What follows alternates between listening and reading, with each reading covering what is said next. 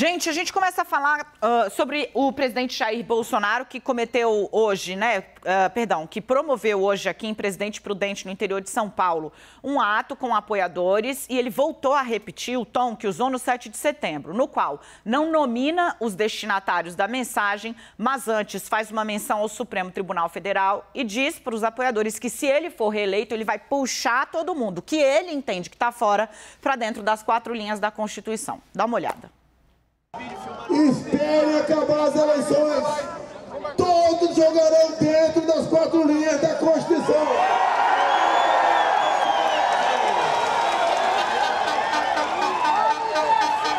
Vamos trazer essa minoria que pensa que pode tudo para dentro das 4 linhas da nossa Constituição. Gente, vamos trazer todo o nosso time para cá, porque o presidente volta e insiste numa semana. Rê tá falando, quer falar com quem, amiga? Conta pra mim. Eu tenho um probleminha aqui. Aqui aonde? No ponto, no áudio, a gente quer saber de tudo. Não adianta ficar vermelha. Ninguém será poupado. No computador. Ah, no computador. Bento faz 9 meses hoje, gente. Oh, meu Deus. E eu tenho bastidores sobre o Bento. Posso compartilhar com o nosso... Posso, Renata? Pode. É rápido, claro, hein? Atenção, você que chegou agora, Bento está confortavelmente já numa posição boa para parto natural, completa 36 semanas, 2 quilinhos, 750 gramas e 46 centímetros de pura belezura. Maravilhoso! Vem que vem, Bentinho, vem que a gente está trabalhando para um mundo melhor para você. Já que eu fiz essa homenagem para a mamãe, eu começo com ela. Renata, o presidente Jair Bolsonaro volta a utilizar essa expressão que ele não nomina, mas é uma ameaça, não precisa, ser explícito. Para bom entendedor, meia palavra basta. É um recado para o Supremo Tribunal Federal, é um recado para a Justiça Eleitoral, é um recado para os ministros que comandam casos que incomodam o presidente Jair Bolsonaro. E agora ele fica nesse campo da especulação, Ele sinaliza, porque quem está na base dele entende e reage atacando o Supremo, reage atacando o TSE, reage atacando jornalista, que eles entendem estar ali travando uma batalha contra o presidente. Ao mesmo tempo em que ele não é explícito. Então, se perguntarem, ele pode dizer que não está fazendo nada demais. A minha grande pergunta é, Renata, o que o presidente busca, O capítulo urnas eletrônicas e militares foi encerrado ontem no TSE, vai ter teste de biometria, se os militares quiserem sair catando boletim de urna, eles que catem, mas divulguem pra gente que urnas que eles vão olhar, para a gente poder também acompanhar o trabalho deles. Qual é o ponto disso, Num momento em especial, que daqui a pouco a gente vai detalhar, mas o presidente empacou. O presidente hoje, como a Renata contou, está celebrando o fato de que os ataques dele estão ampliando a rejeição do Lula, dele e de Ciro Gomes. Os dois atacando o Lula, a rejeição subiu. Mas Bolsonaro não melhora entre as mulheres, não melhora entre os mais pobres, não melhora entre os mais jovens, e a avaliação de governo dele parou também de melhorar. Aonde chega, na prática, o presidente com esse discurso? Boa tarde, Dani. Boa tarde a todos. Olha, eu acho que existe, e é uma avaliação que eu faço ao longo do mandato inteiro. Nos últimos anos, a gente viu durante diversos movimentos do presidente um esforço por parte da imprensa, por parte da classe política, de enxergar a estratégia em tudo que o presidente faz ou em boa parte dos movimentos do presidente. Tem estratégia, sim. Em diversos momentos, o presidente escalou um pouco seu discurso ou fez ali gestos mais enfáticos para essa sua base bolsonarista. Não estou dizendo que isso não existe, mas tem uma parte que é o presidente, o que ele pensa. E eu acho que isso precisa ficar claro. O presidente não é... Jair Bolsonaro não é um personagem ao longo desses 4 anos, pura e simplesmente, Ele coloca nos seus discursos, nas suas falas, boa parte do que ele pensa, boa parte do que ele, de fato, é e o constitui. O constituiu em sua carreira política, forjou seu pensamento e, diante disso, fez sucesso com o eleitorado, tanto que ele conseguiu aí mais de 57 milhões de votos na última eleição e foi eleito presidente. Aí claro, legítimo que venham argumentos do ponto de vista de que todos esses votos não significavam um aval completo ao ideário de Jair Bolsonaro, existia ali um caldo de antipetismo que fosse, um empurrão, por parte daquele sentimento de renovar a classe política, né, ainda que Bolsonaro seja um quadro antigo da política, mas o da Lava Jato, enfim.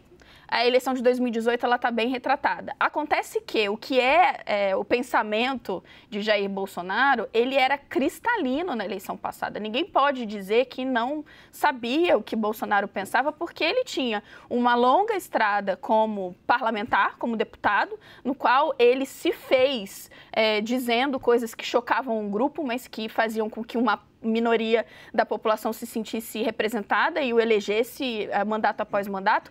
E na eleição passada, ele usou uma estratégia de ser puro suco do que a gente entende agora de bolsonarismo. Então, me parece que a essa altura a gente chega...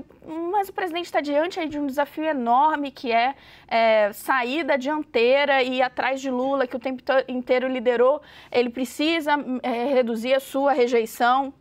Ele precisa conquistar o voto dos moderados, tudo isso é verdade, mas ainda que ele faça alguns movimentos de recuo, que a gente viu em alguns momentos, nada disso faz com que ele apague a essência e o que ele pensa. E esses discursos sobre minorias serem enquadradas de alguma maneira, que ele já tem uma frase muito célebre dele na eleição passada sobre isso, que as minorias tinham que se curvar às maiorias, ou o tempo inteiro falando sobre jogar nas 4 linhas da Constituição, sendo dúbio, mas para bom entendedor, minha palavra basta, todo mundo sabe o que ele está querendo dizer, isso volta e vai seguir voltando, me parece.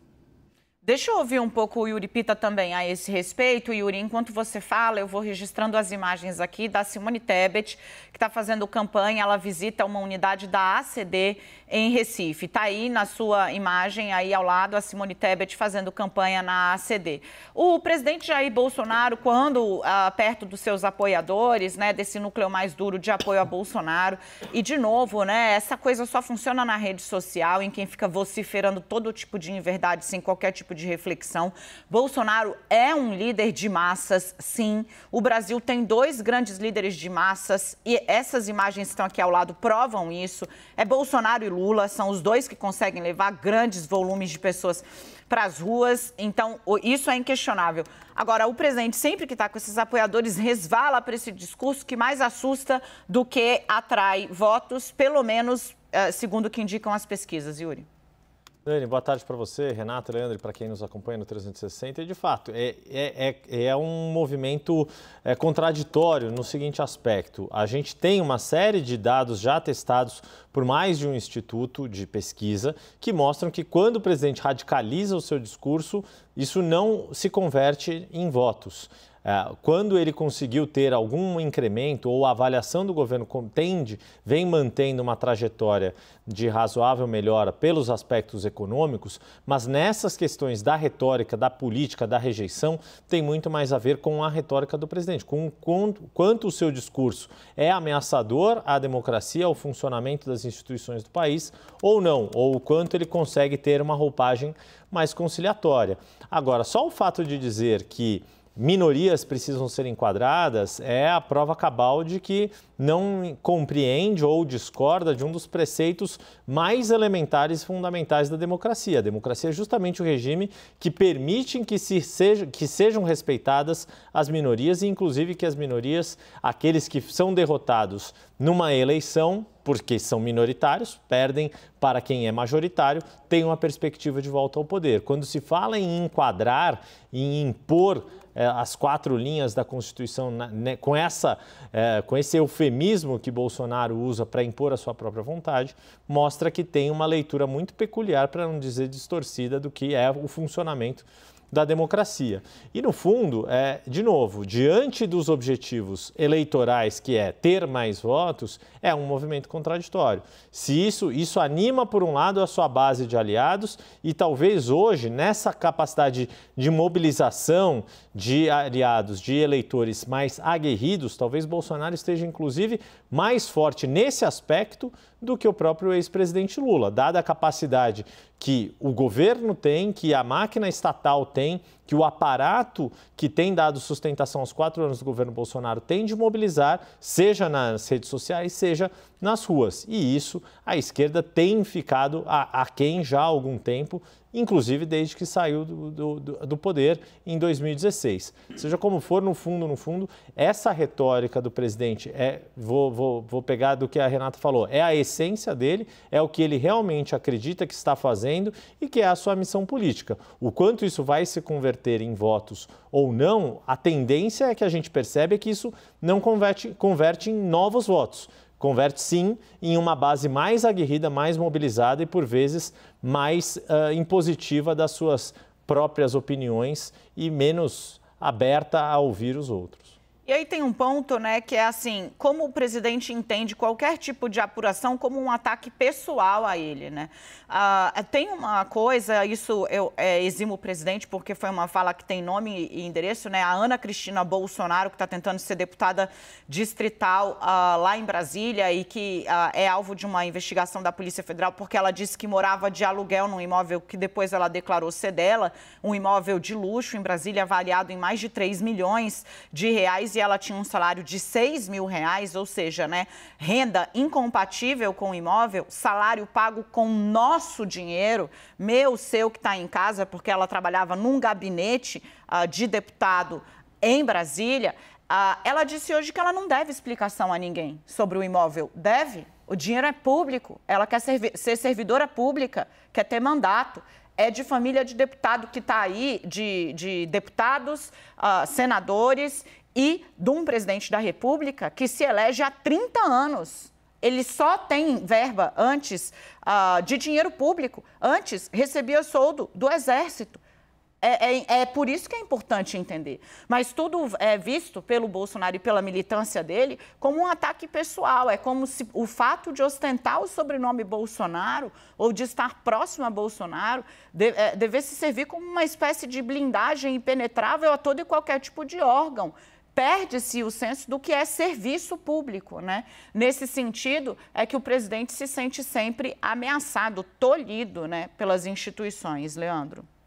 Dani, boa tarde para você, para o Yuri, para a Renata e para todo mundo que está com a gente aqui no 360. Bom, essa dificuldade do presidente de aceitar questionamentos somado a essa fala dele hoje, né, de que se reeleito todo mundo vai jogar dentro das 4 linhas, mostram que o presidente Jair Bolsonaro não muda nunca. E aí cai por terra de novo todos aqueles que acharam, não, agora que ele declarou no podcast que se arrepende, né, de que deu uma aloprada e que não deveria ter falado o que falou sobre as pessoas com Covid-19, e isso imediatamente gera uma percepção de que não, agora, faltando tão pouco tempo para as eleições, o presidente vai se moderar. Ele é imoderável, né? Nem sei se essa palavra existe, mas o presidente... Nesse tempo todo já podia ter feito.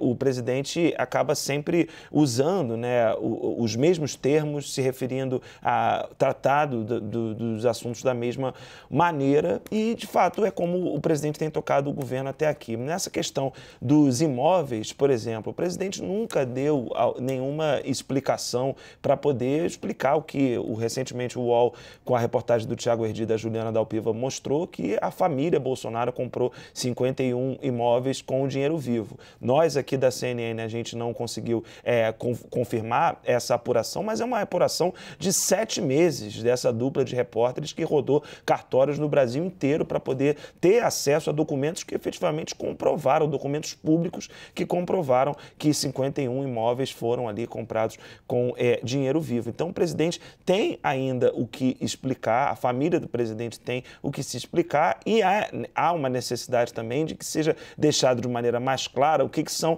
essas 4 linhas. O presidente sempre fala isso. O que são essas 4 linhas da Constituição? Quem opera fora? De que maneira que opera fora? Enquanto o presidente usa essa metáfora e recorrentemente usa, né, para falar de adversários políticos que não estão nas 4 linhas, do Supremo que está fora, eventualmente do Legislativo que está fora das 4 linhas, e diz que há tanta gente fora do que ele chama de 4 linhas da Constituição, ora, enquanto ele não explica exatamente o que é isso, fica sempre parecendo que é um tom, sim, de ameaça, né? E esse o discurso que o presidente adotou agora. Não tem, de fato, nenhuma mudança significativa e, de novo, né, cai por terra todos aqueles que entendem que o presidente deveria ter um outro tipo de linguagem para buscar um eleitor que ele precisa buscar, um eleitor que está com Lula, que está com Ciro, que está com a Simone Tebet agora e que é fundamental para ele. Primeiro, para evitar uma vitória do ex-presidente no primeiro turno, que é improvável, mas é possível, né? Não é nem improvável, ela é possível, os dados mostram que é uma vitória possível e mais, né? Chegar num eventual segundo turno mais próximo do petista, o que as pesquisas, de uma forma geral, as que a gente tem trazido aqui na programação, têm mostrado que há uma ainda distância relevante, né? A gente nunca teve uma virada num segundo turno e para o presidente chegar próximo é importante para tentar buscar isso.